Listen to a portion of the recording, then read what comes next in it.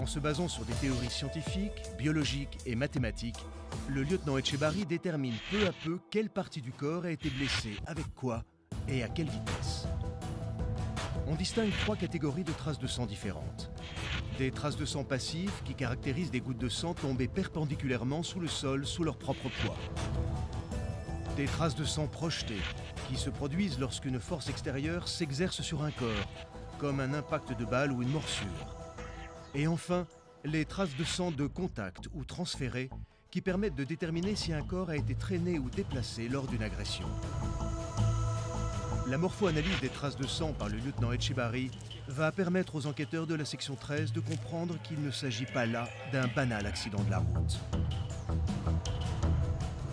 Selon la configuration du crash et la disposition des victimes, il n'y avait aucune raison de retrouver des gouttelettes de sang à cet endroit et sous cette forme.